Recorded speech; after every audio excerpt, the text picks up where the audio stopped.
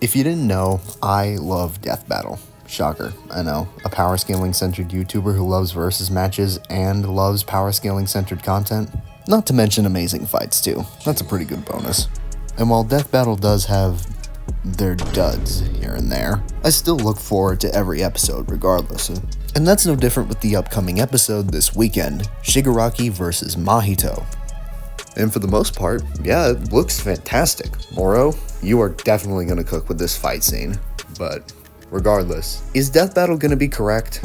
Well, there's no telling, but today I'm going to give my take on the matchup anyway. Okay, admission time.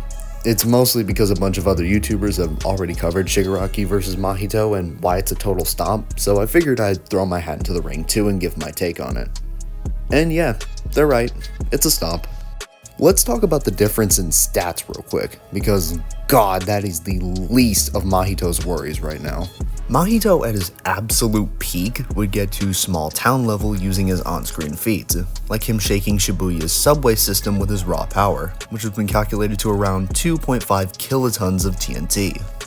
But more consistently, he should fall way above the city block level ranges, as the highest feats in the series up until Mahito's fight with Yuji and Todo reach around city block level, like Megamaru being able to blast apart a chunk of a forest, or the Finger Bearer being able to expel Megami's domain. And Finger Bearers are pretty much fodder by this point in the story. So Mahito should upscale this by a pretty decent margin. Now you're probably wondering, what about the high tier scaling? Doesn't Mahito have that since he's a special grade curse?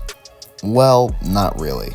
In fact, we can pretty confidently say he's weaker than even the likes of Dagon or Jogo. This is primarily due to the fact that Nanami during the Shibuya incident commented that Jogo was on a completely different level from even a domain amp Dagon. Meanwhile, a couple arcs earlier, Nanami was not only having a pitched fight with Mahito, but he was also winning once he went into overtime. So this means that Jogo is multiple speed blitz tiers above even the likes of Mahito and even Dagon. A domain amp Dagon, might I add. So this means that Mahito would not even have a chance of scaling to stuff like Jogo's Maximum Meteor or Dagon's domains. So any of the small city or even island level scaling for Mahito just is not very valid in my opinion. There are more details to go over, but many other people have already gone far more into detail than I will, and I am not an expert in JJK, so there isn't really much else I can say for Mahito's AP other than that, without, me screwing something up. So now let's focus on Mahito's speed, and oh my god. I'll be brief, he's fodder in this department as well. The absolute highest speed feats in this series up until that point come from stuff like Choso being able to shoot piercing blood, which is just blatantly confirmed to be above the speed of sound, with certain calculations for piercing blood getting it at around Mach 1.5. And since Mahito fights Yuji, who was able to dodge piercing blood, this would get his reaction speeds at around Mach 1.5, not even Mach 2. But what if we were to wank him just a little bit? Yeah, I'm talking about a forbidden method that only really Death Battle uses, but since this is Shigaraki he's up against and I'm feeling pretty generous today, I figured I'd mention it. Black Flash is an ability that allows a sorcerer or curse the ability to release their power by an exponent of about 2.5 if done correctly. In order to do this, a sorcerer or curse has to apply this cursed energy within the span of about a millionth of a second, which would require speeds of around Mach 284 in order to do. And since Mahito was able to use Black Flash multiple times, it's safe to assume that his reaction speeds would fall under the massively hypersonic range through this line of scaling. So now that we have that out of the way, let's cover everything on Mahito's side. All in all, Mahito scales anywhere from city block to small town level at max with supersonic to massively hypersonic reaction speeds. Now let's cover Shigaraki.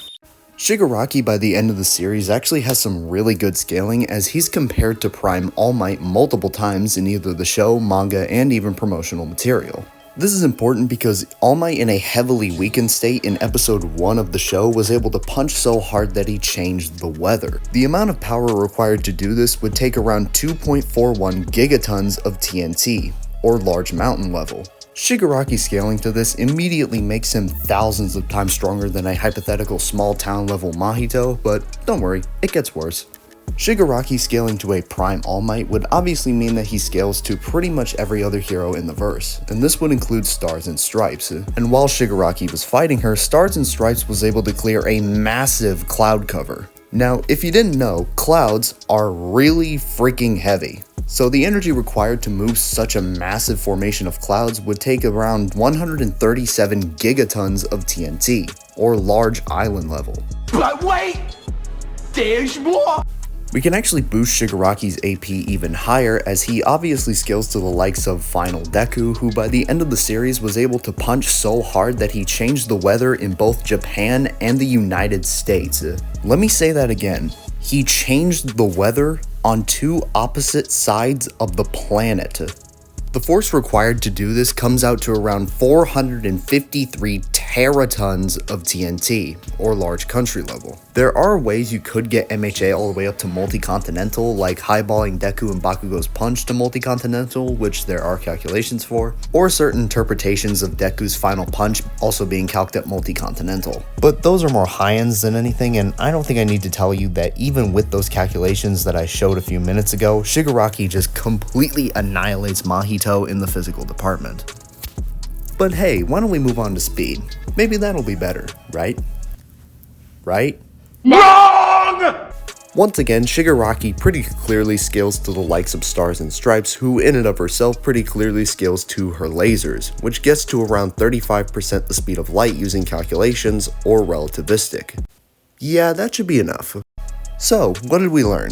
Well, in conclusion, Shigaraki just completely destroys Mahito in every physical department, whether that be strength, speed, or durability. He's thousands of times stronger at a low ball, thousands of times faster at a low ball, and because of that stat gap, he is literally never getting hurt by Mahito or even getting remotely touched.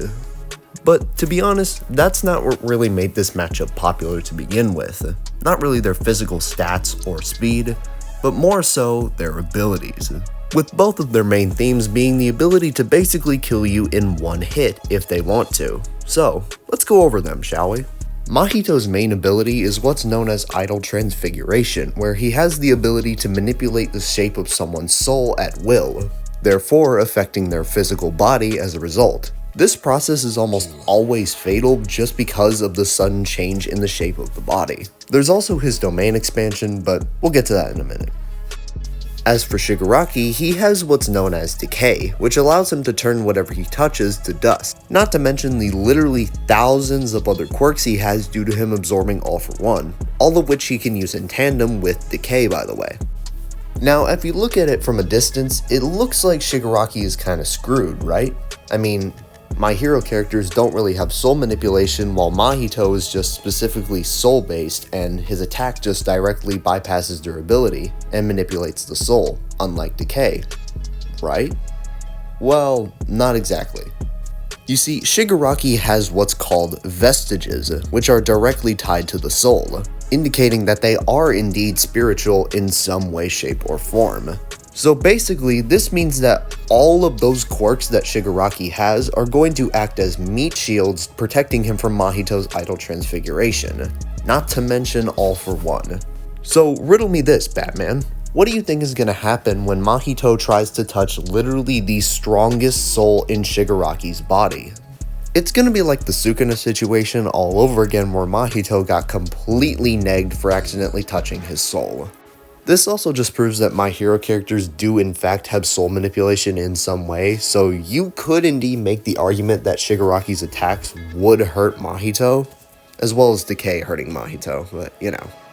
So, this basically makes pretty much all of Mahito's abilities useless, including domain expansion, which literally has your soul in the palm of his hand. So there's a very good chance that Mahito might accidentally run into All for One's soul and get completely bodied as a result. So yeah, in my honest opinion, Mahito just does not win. You have to get into some really disingenuous arguments like saying vestiges aren't soul related in order for Mahito to actually take a W here. But once again, because of the huge stat difference, Mahito just is not hurting or touching Shigaraki at all, so yeah. From a strictly power scaling perspective, Shigaraki just completely destroys Mahito, but knowing Death Battle, they're probably going to try to make it seem close in some way. But regardless of the outcome, I'm still going to be looking forward to the matchup. But yeah, those are my honest thoughts on the matchup. Shigaraki should win low diff.